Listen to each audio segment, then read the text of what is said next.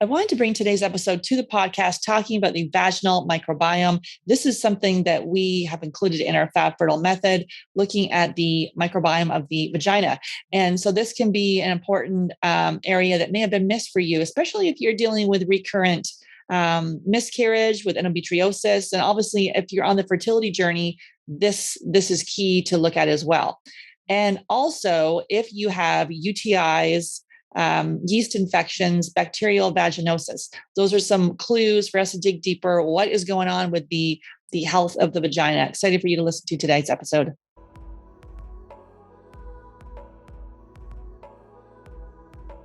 Hey there, I'm Sarah Clark, founder of Fab Fertile and your host. I believe the functional approach is the first step for anyone on the fertility journey, and my aim is to help you get pregnant naturally. Today, I'm welcoming Katie Bradbury to the podcast, and we're digging into the vaginal microbiome and why this matters when you're trying to conceive. Katie is part of my team here at Fab Fertile, and she's an integral part of our couples coaching program, which uses functional lab testing, diet, and lifestyle changes to dramatically improve conception. So if you're struggling with fertility, your body is desperately trying to tell you something, and focusing on your health will either help you get pregnant naturally, or if you do need to go to the fertility clinic, it will help improve your chances of success. Katie Bradbury is a registered nurse and nutritional therapist from the UK, whose mission is to improve women's chances of having healthy babies and raising happy children. Having experienced her own struggles with fertility, a traumatic birth, and bonding issues, Katie knows just how important this support is. Thanks so much for listening. I'm so thankful that you're here. Make sure you hit subscribe. And if you know someone else who is on the fertility journey, please share this podcast with them. Hey, Katie, excited to have you on the podcast. Excited to be here, Sarah. Thank you for inviting me. Yeah. Can you share with our listeners really how you came to do this work? Yeah, sure. So I have a background in health-related fields, and human-related fields generally. So I originally studied biological and social anthropology, and that really got me interested in infant and maternal health, in terms of the biophysiology, I guess, of those things in the world we live in today, and how there's a bit of an evolutionary mismatch between kind of what things used to look like and what things look like now, and then from there I went on and decided to train as a nurse, and you know how things just open up for you and avenues open, and for me, my calling always just seems to have come back to maternal health and and reproductive health and women's health. And so I found myself specializing in gynecology when I trained as a nurse, and then I went into health visiting, and I don't know whether you guys have health visitors over there, but it's in the UK, everyone who has a baby gets a health visitor, and so it's like their own public health nurse to come in and talk to them and help them out. And so that specialized, I specialized in that, and then I became really interested in nutrition as well, just as a side piece, and studied for 3 years in nutrition just for general interest more than anything else. And then all of a sudden, when it came to having my own babies, as I think is often the case with people who end up specializing in fertility, I really struggled. And I'm the kind of person who I'm so maternal, and it was always in my vision, having kids. And I kind of was waiting to the right point in my life, in my career, to have kids. And I finally got to this kind of like really super stable position in life, house, husband, everything else. And it was like, okay, now is the right moment to have kids. And so we were like, okay, we started trying, and then it just didn't happen. And it's like, a month went by, and 2 months went by, and 3 months. And I was like getting really frustrated. Like, if I'd have known then how long it was end up going to take in, but, it was really frustrating. And, it was only once I went through a real journey with that and the psycho-emotional side of everything, that I started to put get my clinician's head on a little bit more and focus on what I could be doing to support my own fertility. And it was through doing that and doing the things that we do at Fab Fertile, in terms of all of the aspects of health and well-being, that I ended up falling pregnant naturally, of course, like a week before my first IVF appointment. Oh, wow. So, amazing. amazingly lucky, really, that happened, and then I was fortunate to fall pregnant with my second child, like at the click of a finger. Like, it was practically immaculate conception. Oh my goodness. And so now I've got two beautiful girls. So I specialised in fertility in my nutrition practice. I did an additional course with a nutritionist over here, Sandra Greenbank, who is one of the most prominent nutrition fertility experts in the UK. And then I came and started doing some work with you at Fab Fertile, which is super exciting. Awesome. Yeah. Well, I'm excited to have you here. And it is interesting, kind of people that end up specializing in this field typically have their own journey with it. And that's kind of how they, they don't want other people to struggle like they did. So it's sort of those, especially you coming from the conventional side of things, and then also like marrying both of that, the conventional side with, the functional and the nutrition side of things is really that. Because a lot of people think, in that they have to ignore the the conventional side of medicine, and it's not about that. It's really, a lot of times we just go straight to the IVF clinic, straight to the person in the white coat, and we forget about all the other issues going on in our life, diet, lifestyle, stress. But like, we're in charge, we're in the center, and so which is really empowering. Yeah, and I think that people do often overlook like the whole holistic piece, right? And we're not just a reproductive system. It's, we are a whole collection of systems, and they all interlink. And, I think that there is some people in the medical profession are really progressive in that sense, and then some just aren't. Like, I've got a client at the moment who's just been to their primary care practitioner with a bunch of stuff that we've been working on and some test results and stuff, and they've just basically just completely poo-pooed like everything we've been doing. And so, now this poor client is torn between, these what their doctor is saying and what I'm saying. And, it's tough when there is this disagreement, because, I think there are things to draw from both worlds.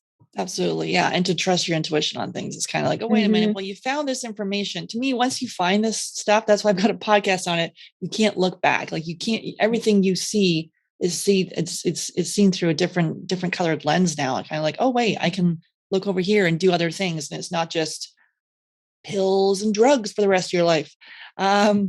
Okay, so so as part of our Fab Fertile method, we include testing, and we have food sensitivity testing and hormone testing. We have genetic testing, hair tissue mineral analysis testing, and also the vaginal microbiome, which we are bringing on as part of our method.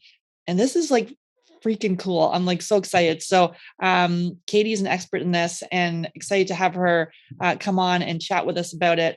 And well, first of all, what is the So a lot of us have heard of the microbiome, like there's the gut microbiome, the oral microbiome, there's like all sorts of different, microbiomes in our body.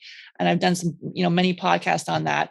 But the vaginal microbiome, what is it, and why is it important for someone who's trying to conceive? Yeah, great question. And, I think you're right. There's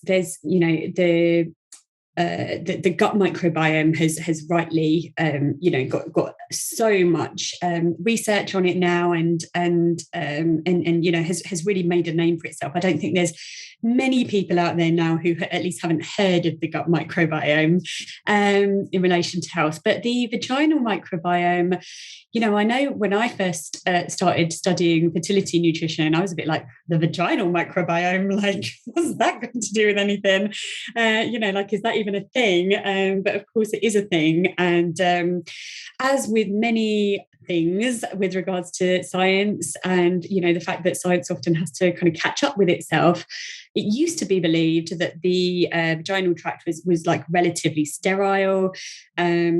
Same with like the placenta, people used to think that the placenta was a relatively sterile, place, and we know now that it's not at all. So, it's interesting that science often has to kind of catch up. And the vaginal microbiome is a field that is really gaining traction. And over the last sort of decade or so, the scientific community has really started to produce some really great research in this area. And I think we can safely say that we were behind on this field, because this may be a bit controversial, but anything to do with women's health, I find, is often one of the last things to be taken seriously.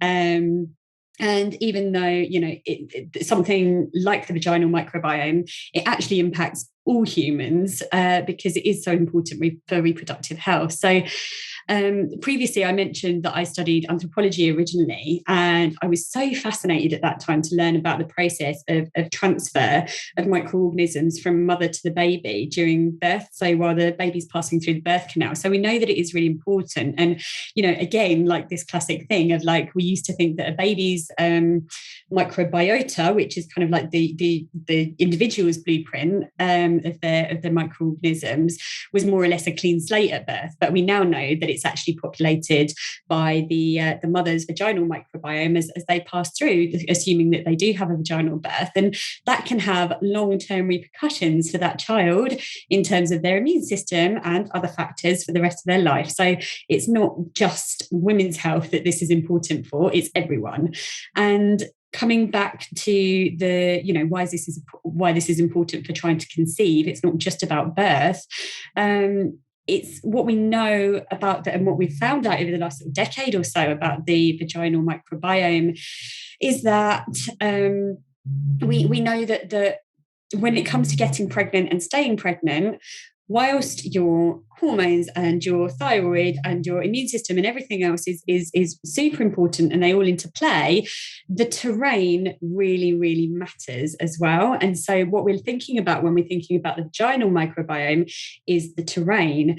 And so, of course, we know in terms of the physiology that the vagina is connected to the uterus, and it's the uterus that actually has to home and house a pregnancy.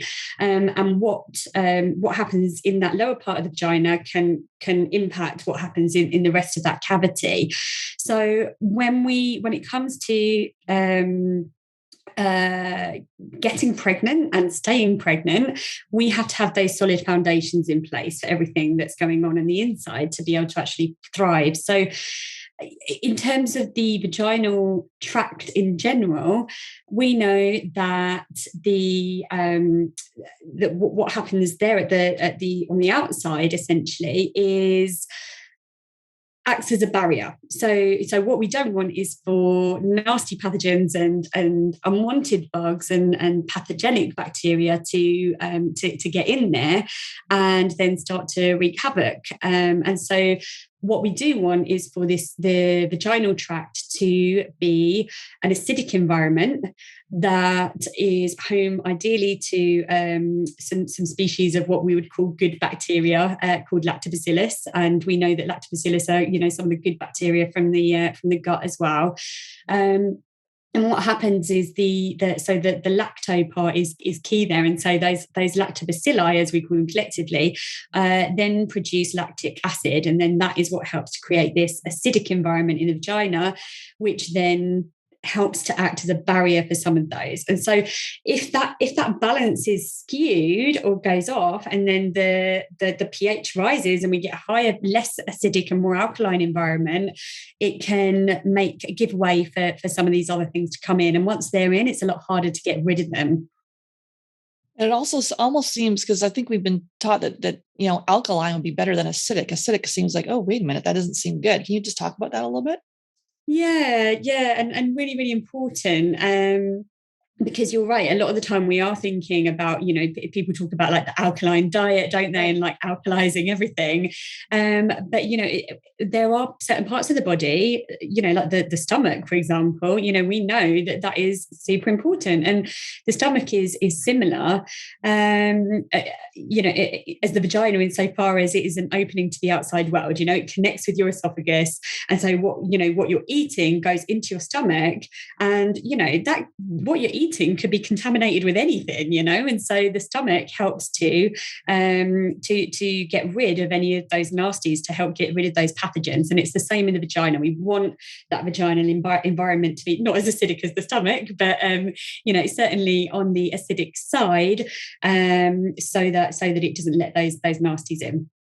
And what are some things that we see connected with if there is an imbalance in the vaginal microbiome? Obviously, infertility, but what are some specific ones, symptoms or not symptoms, but conditions that we potentially could see?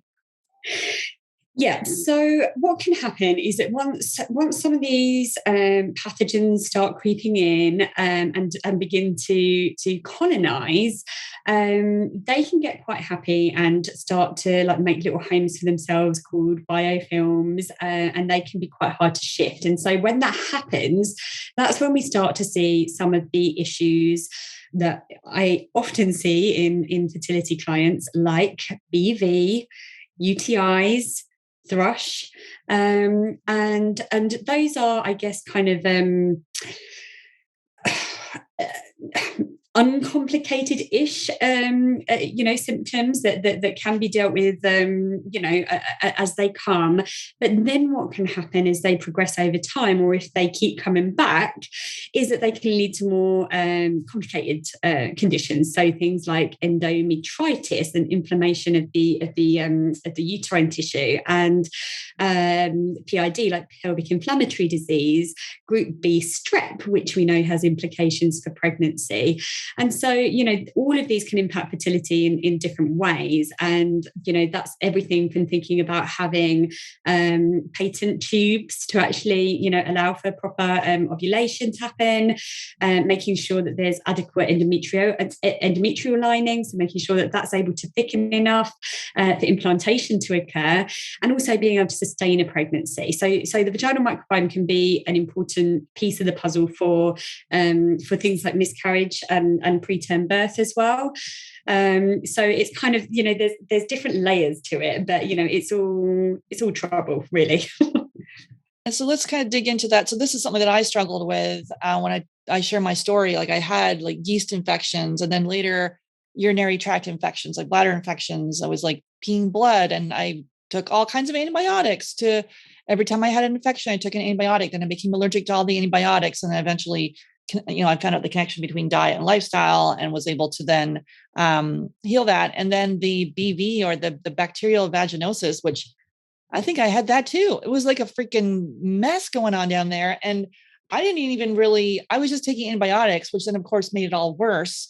So we see this a lot with the recurrent UTIs, the bacterial vaginosis, the thrush, and yeast. So, and so that can be some huge clues to, obviously you want to look at the vaginal microbiome, but also what I found, and we found working with our clients, it's also important to look at the whole body. It's not just like, oops, looking directly at the vagina. It's also the whole body and how that impacts the body as a whole. So can you talk about that a little bit? Yeah. So, I think absolutely, it is really commonplace to see people who are struggling either to get pregnant or to stay pregnant to have all of those kind of issues that you talked about, the BV, the UTIs, the Candida, the thrush, and they all, I guess those things can all interplay because they sit on an axis, right? So, they connect with the gut microbiome, they connect with the, so like the bladder is linked to the vagina because they're so, just in terms of their physiology, they're so close together. And so what impacts one can definitely impact another. And the whole interplay is so important. So, what you're saying about the rest of the body, what we need to be thinking about is, okay, so we've established that some of these things are there. Why is that actually happening? Is it because in terms of the vagina, is there something going on physically in the vagina? So, for example, we know that the vagina is essentially self-cleaning, and so lots of the products that are available on the market today, like all of these vaginal products, like they can seriously disrupt the balance and the pH down there, and things like douching, and people kind of feeling like they need to like massively kind of wash.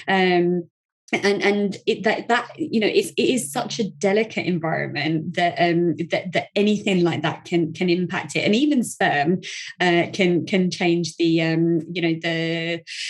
balance, shift the balance in that microbiome. And we also know, of course, that the vaginal microbiome can shift across both the lifespan in terms of our where we're at in terms of our reproductive years, and also across the menstrual cycle too. So it's not a static thing, you know, it shifts and changes according to what's going on in our bodies at that time. And, you know, we know that if our immune system is compromised or, you know, dampened down, or subject to inflammation over time through the diet and lifestyle, then that can impact things too.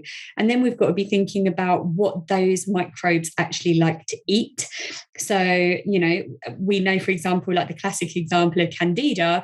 Candida loves sugar, like loves it, and loves the refined carbohydrates. And so you often see people who have this picture of Candida, who have huge sugar cravings, and they feel like they're out of control. And it's like, it's not you that's craving the sugar, it's the bugs, you know. And so you've got to starve them out, like, because otherwise, if you keep feeding them, they're going to grow and it's going to get worse.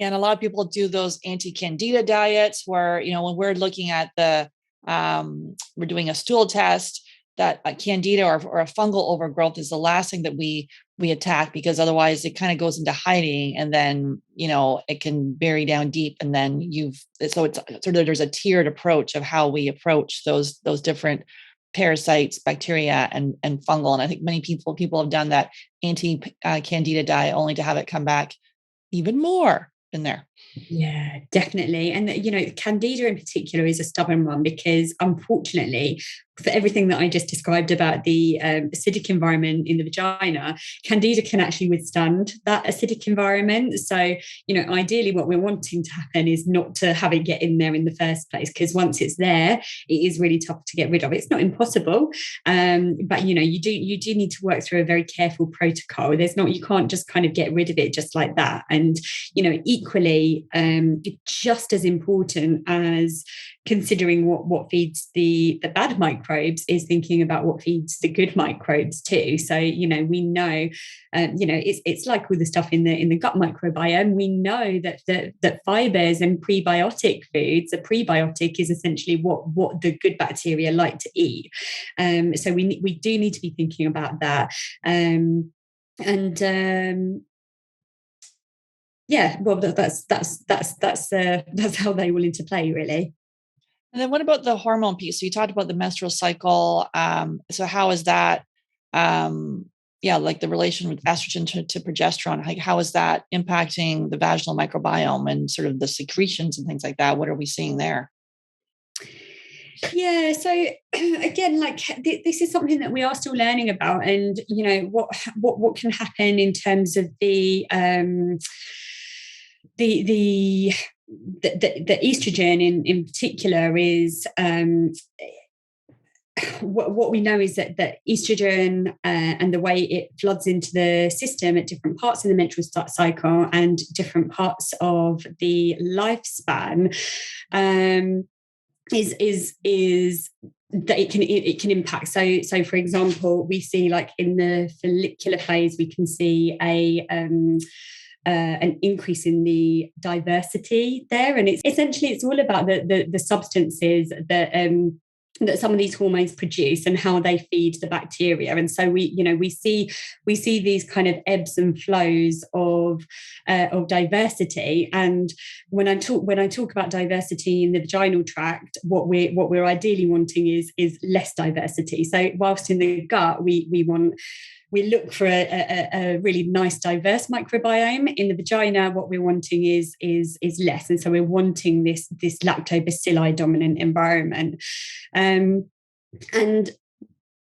I guess another piece of the puzzle there is thinking about the I guess just very briefly to touch on the concept of the estrobolome. And so, you know, we know that there's a collection of bacteria that are found in our gut that help with that estrogen metabolism. And so, and they produce substances called beta-glucuronidase. And so what we want is for that to be in balance. It's all about balance, really. So we neither want the hormones to be too high nor too low, because the way that they then shift back into the body can impact the vaginal microbiome, and it all sits on this axis. And so let's talk about so transferring infections to a partner. We see that sometimes as well. What are you seeing there?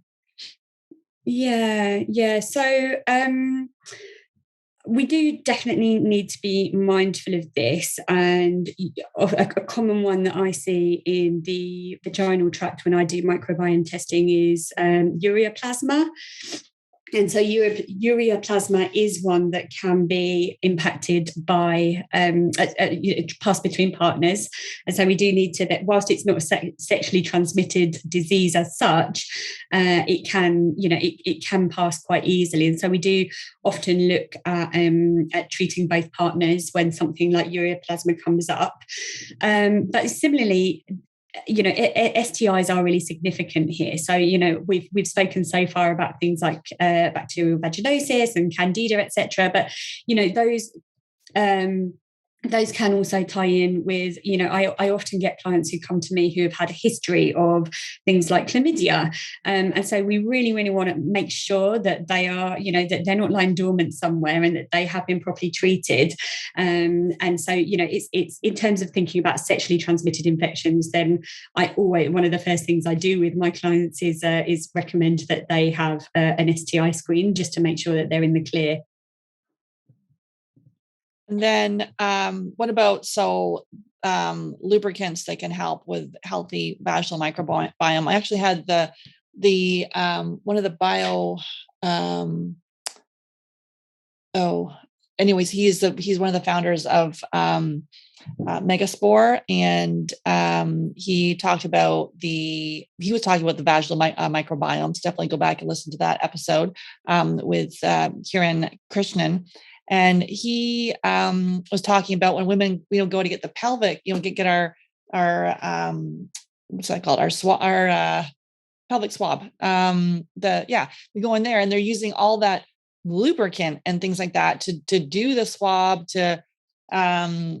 which is completely, not the best idea for the vaginal microbiome. So, and when you're on the fertility journey, you could be getting a lot of this stuff and all those different lubricants they're using in there. And then also obviously talking about the lubricant that we use during intercourse. So can you talk about that one for us?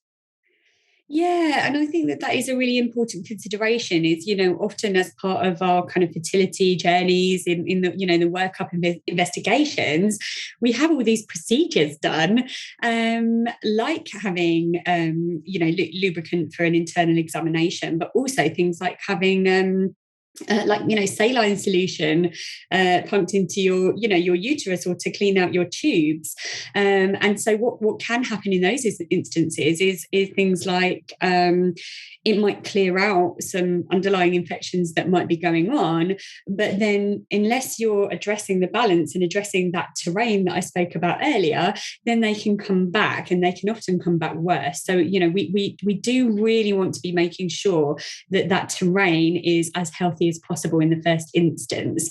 But it is a difficult one. I think in terms of like using the lubricants for vaginal examinations,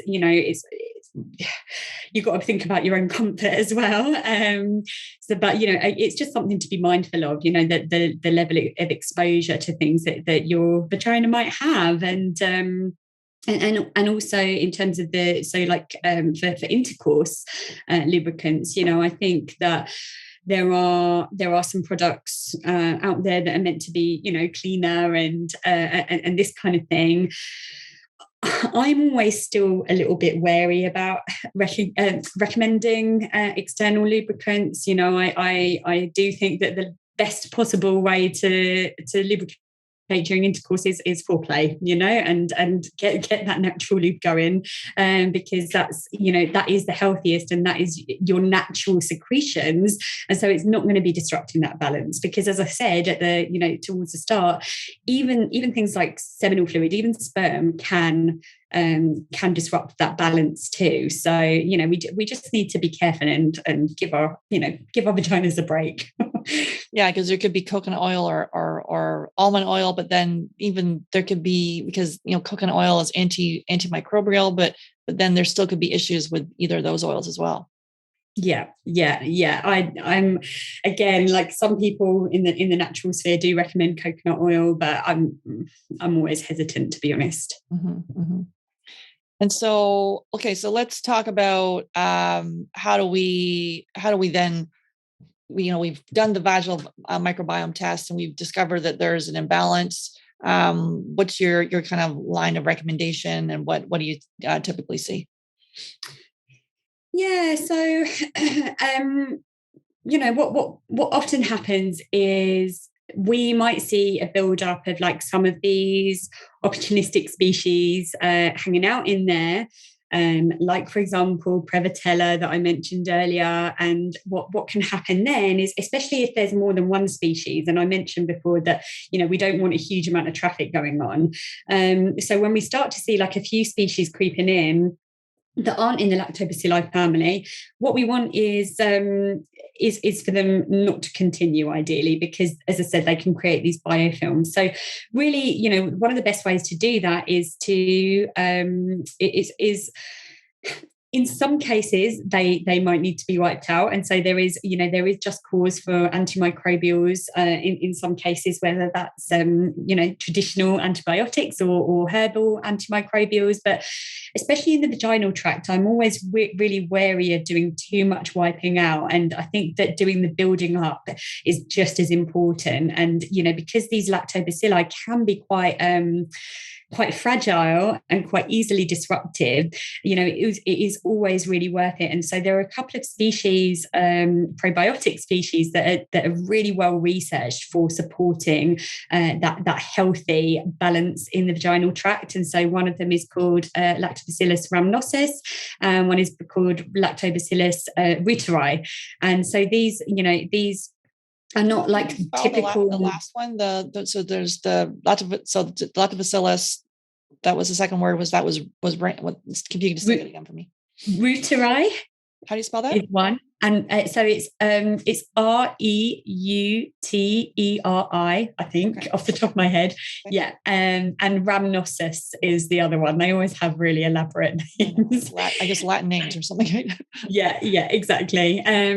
So those are the two that have been really the best researched in terms of the vaginal tract specifically. And so there are some really great formulations coming out now that are geared towards especially that. And so what we do know from the research is that those two species in particular, when taken orally, they do withstand the digestive tract and the acid in the stomach and everything fairly well, and get to where they need to go. So that's really great. But what I do often suggest in clients where there is like quite a bit of imbalance, quite a bit of dysbiosis, as we call it, going on, I would recommend then that they if they're up for it is to try some intravaginal probiotics as well. And so it's the exact same tablets, but you just you have them in your vagina instead, and it just means that they are in the right place, and they dissolve and they're there and they're doing the right thing right from the start. And so how long would that protocol look like for if we were doing the vaginal probiotic? Yeah, I mean, it kind of depends. So if I've got someone who is symptomatic, so if they've got, for example, typical BV symptoms, and so if they've got if they've got like a bit of a smell and odor going on there, then it's better. I would normally do probably 2 weeks. If they've got signs of like an active infection going on, I would normally do 2 weeks of intravaginal, and then follow up with 2 to 3 months of oral probiotics too, those species. If we're seeing that there is a diversity there that we don't necessarily want to see, but they're not actually displaying any symptoms, which does occur too, I might just go for the oral for a while, just to help support that. So it kind of really just depends on what they've got going on there. And another way of kind of giving it almost like an injection of good stuff from the start is to use lactulose solution. So lactulose is something that's often, you might find it in the drugstore to help with constipation. And so you can buy it, certainly in the UK, you can buy it off the counter, and so actually using that topically can be helpful, because it's the lactose, so it helps to produce that lactic acid kind of environment in the vagina. So lactulose. Lactulose, yeah. Okay. And then, so if you've got some UTIs or BV, then you're going to be, looking at a couple of weeks, and then the vaginal probiotic, and then doing 3 months of probiotics, and we'll talk a little bit more about diet and lifestyle. But what about, and then if you've got, like, if it comes back that you have the vaginal Candida, like what would you do there? Yeah, so the Candida, as I say, is a harder nut to crack, and you do need to do all the holistic stuff as well. You do need to do all the diet and lifestyle stuff as a real priority, and that's because, as I say, Candida can survive in an acidic environment, and it has a really strong cell wall, so it can be very resistant to anything that we throw at it. And glycogen is this is one of the words that I couldn't think of earlier. Actually, glycogen is a fuel for Candida, and so that is linked in with our estrogen status. So we need to be very mindful, and especially in estrogen dominant conditions, the Candida. So we don't just say, oh, hey, this person's got Candida, this is what we're going to do for it. It's got to be, thinking about the estrogen, thinking about the diet, thinking about the whole piece. But, I think things to be mindful of when there's Candida in place are, so things like oral sex can impact it, because, it can pass between the oral and the vaginal cavities. Things like heavy metal toxicity are really important considerations. And then there are some supplements that that can help. So, for example, like garlic is quite a nice one for helping to shift it. But I wouldn't ever really recommend just putting yourself on a supplement protocol when you've got something like that going on. And so I'm always kind of hasten to start recommending protocols before people run out and do it, because it's really important to get a proper assessment from a practitioner before you embark on any protocols like that. Yeah, I was once recommended, and I've talked about this on the podcast before, garlic, and to put that in my vagina. So basically I put it in there, but they're like, tie a little string around it and then pop it in. I was like, okay, tied a little string around it, put it in there. And I'm like, oh crap, that thing got stuck in there. And I'm like, oh my God, what am I going to do? And I have to go to the hospital and get this garlic removed. And I was completely tense, freaking out at the toilet. I'm like, how am I going to get this out?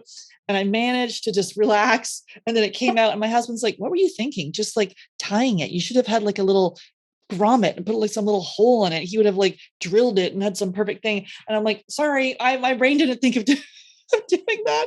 So yeah, that was my little experiment with let's try to put some garlic in my vagina, and yeah, almost that was a bad one. So yeah, no, definitely don't recommend. Don't do that. So it is interesting. Even what we're dealing with low AMH and high FSH and diminished ovarian reserve and premature ovarian insufficiency, but we can still have estrogen dominance with the estrogen, as in relation to progesterone. And so we don't typically think of those as high estrogen issues, but that could be something that's missed. And also with low AMH, we're seeing many people with endo as well. So definitely things to dig into. Is there some hormonal imbalance? And we typically, obviously we're seeing hormonal imbalance with the couples that we work with. And then we may also recommend bioidentical hormones as well, which then need to be closely monitored. Someone was just asking about this in my Fab Fertile support group. Like, it's got to be closely monitored to make sure, like through blood work, and also we can monitor it through the Dutch test as well. So those all those things can then be part of the equation. So anything you'd like to say there? Yeah, I think that absolutely, these estrogen dominant conditions are really significant here, and we know, like the research has suggested that.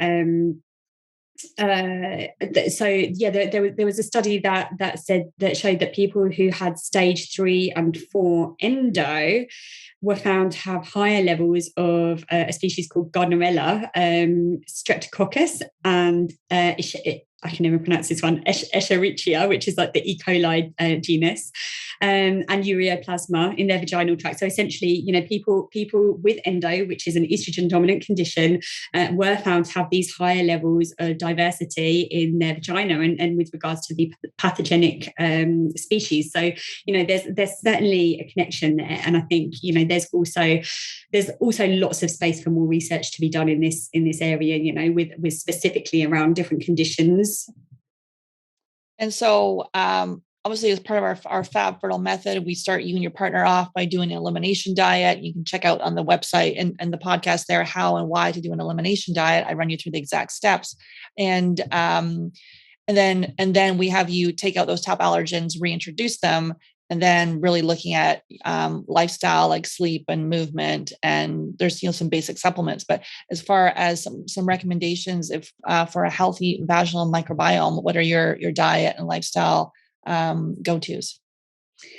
Yeah, I think the first piece is as I mentioned earlier with regards to Candida and kind of starving out some of the bad guys is sugar and refined carbohydrates, and we know that so much of the Western diet now is super heavy on the carbs, and that doesn't mean to say go and eradicate all carbs from your diet, because we know that a lot of carbs contain all of that fiber which feeds the good microbes. So there is a balance to be had, but in terms of the refined carbohydrates and all of those lovely beige foods that so many of us are addicted to, it's that they are bad news for the microbiome as a whole. And then just thinking, I guess, about the immune system, because when we're thinking about bacteria and and being overrun by bacteria as a whole, what we're thinking about is how our immune system responds to that as well. So I often look to the fat-soluble nutrients with regards to the immune system. So vitamins A, D, E, and K, they're all super important for the immune system, and vitamin C too. It's the best ways to get those ultimately, like, yes, we can put you on a load of supplements, but the best ways to get those is by eating a diet that is rich in an abundance of plant foods, all the different colors. People over here, I don't know what it's like over there, but in the UK, we've got this long-standing public health message which drives me bonkers about 5 a day, like your 5 fruit and veg a day. And so I have clients coming to me like, yeah, I kind of struggle to get my 5 a day, and I'm like, you should be having like 10 a day, not 5 a day, and you're struggling with that minimum. I think that there's something to be said for, just making sure you've got the basics down, making sure that you are having, basing your diet around all of the different coloured plant foods, but not forgetting the all-important protein and the all-important healthy fats, because they all have a role in modulating your immune system and your hormones too. So, it's really getting that balance right. And, it can be really helpful to work with a practitioner to help you establish what, the exact balance that is right for you. Because although we've got, we can make recommendations on the whole of, and we all know what it looks like to make steps towards a healthier diet, what you as a person should be doing depends on so many factors. And that's why, at Fab Fertile, we get really involved in all of the testing, because that gives us all of the clues as to what that person as an individual actually needs. Yeah, and the testing, and people get like caught up in this testing because, woo, the testing sounds sexy and fun, and let's just figure it out. So the testing is awesome, and that's why we do include it. We have access to it, but it's equally as important to then, take action and make these changes. And the basics, like we're talking about, some of these things we already know: fresh fruits and vegetables, don't eat pounds of sugar, cut out alcohol, like some of those things. But easier said than done. That's why having a coach to call you out on your own crap literally is hugely beneficial. And so do you have any is there a book or a website, an app, a documentary, anything that you're obsessed with right now that maybe would relate to the vaginal microbiome, or anything maybe just in general that you're obsessed with? Yeah, I think the vaginal microbiome is a tricky one because it's so many people in the scientific community right now are like, it's hot on it with the vaginal microbiome, and it's really, causing, quite a stir at the moment, which is great. But there isn't that much stuff out there right now that's kind of accessible to the masses, I wouldn't say. So, for me personally, one of my best resources for anything to do with that is one of the labs that we have in the UK here, so In Vivo Healthcare.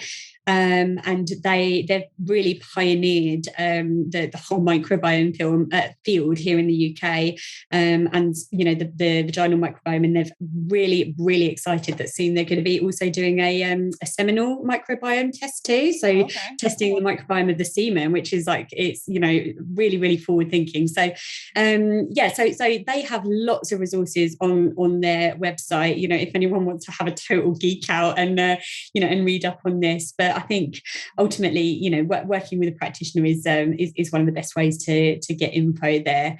And I think I'm trying to think of resources that I'm super into at the moment. I think one of my favorite books at the moment, which I keep coming back to, which it's of course it's you've got to get pregnant to get there, but one of my favorite books is Real Food for Pregnancy, by I've actually got it here. Is that by Nichols? Lily Nichols, yeah. I interviewed her on the podcast. Yep. Oh, did you really? Oh, fabulous! Yeah, so I really, really love this book because she talks about science, but she also she talks about things so holistically, and she talks about, I think, in pregnancy there's so much that happens in terms of recommendations that are spat out at you from the medical world, and it's such an over medicalized thing, and so for example, vitamin A, vitamin A is a super important nutrient for a growing fetus, but it's because of this one study that was done in the 70s or something that showed it has teratogenic effects at high dose supplements. Doctors and midwives kind of totally run from it, and they're like, avoid, and it's no, we need to find the balance there, because yes, okay, really high supplement doses might be detrimental, but that's the same for anything. So she talks about things in a really real way, and I really like that. Okay. And is there a success story with the vaginal microbiome that you'd like to share with us? Yeah, so I wanted to share the story of one of my clients who she's actually I'm waiting to hear from her with her birth story. So she's about to give birth any day now, which is really exciting. And she came to me and she had lots of stuff going on, like this classic kind of estrogen dominance picture. So PCOS, and she hadn't had IVF, but she'd had a medicated cycle with letrozole, and she just hadn't really responded to that. So nothing really came of it. And she came to me during that, and she just wanted a bit of nutrition advice, and so we started doing a little bit of digging, after we got all the basics down. And what she had was she did have a history of Candida and some itching. She didn't have anything at present in terms of those symptoms, but she did have a little bit of the odor going on, and some of those BV symptoms. And so she we decided to do the vaginal microbiome testing just to see what was going on there. And sure enough, it was, this picture where there was really actually for her, in terms of the 4 different species of lactobacilli that we can see in the vagina, there were none. So they were all below detectable levels. So essentially the floodgates were open, she was she was letting anything in. And so, we did see for her a buildup of some of these other bacteria. And she did, because she was under a fertility clinic, she did actually take that information to them, and they decided to treat her with antibiotics. Meanwhile, we did lots of the work together to really try and boost that up. So, I gave her a protocol, obviously all of the diet and lifestyle piece, and the intravaginal probiotics, and oral as well. We put her on quite a regimented protocol, and we actually retested a few months later, and things were looking a lot better for her. So for her it had been a combination of kind of wiping out, but then we'd really actively built back up again, and so it worked out for her, and she got pregnant before her cycle of IVF was due. So she was still under the fertility clinic, but thankfully she didn't need to use them in the end. And yeah, she's about to have her baby, which is so exciting. That's great. Awesome. And so do you have any final thoughts on our topic today? Yeah, I guess just like one tiny little extra piece that we hadn't mentioned is just like with regards to some of these infections going on, that they can be really unpleasant. So if you've got BV symptoms, if you've got Candida and thrush, if you've got UTIs, especially recurrent ones, which is often the case, that they're really not nice things to have to deal with. And so, and they can have a really big impact on your mental and emotional health as well as anything. And I guess it was just, one extra consideration that I didn't mention earlier, which is that, in terms of the holistic view, and, we've talked a lot about the nutrition and a lot about the supplement protocols, etc. But in terms of the stress piece, which, I know I don't need to preach to you about in terms of its importance for fertility, if you're dealing with these constant infections all the time, that's going to have a huge impact on your mental and emotional well-being. And I did see a study that said that I think it was 63% of people who have recurrent UTIs have symptoms of depression because it sucks. And so, that can play into, the mental and emotional well-being, which we know is important for fertility too. So, it is a holistic way of looking at things. Yeah, that was definitely me. I didn't have depression, but I definitely had like high levels of frustration, irritability, anger, going, what the heck is going on? Like, why? Yeah. And then literally me, let's run off to the doctor and get an antibiotic and blow out all the good bacteria. So not until I discovered all the functional approach was I able to heal it. And it's not a perfect thing by any stretch of the imagination, but definitely wasn't the way I was years ago, like, chained to all these different medications. Now I take many supplements that I potentially can chain to. I go on vacation and we're like, what? Why am I taking all these bottles with me of supplements? But anyways, it's all good. So yeah, I got searched. I had to do like a search at the airport once because I had so many different pills in like a box.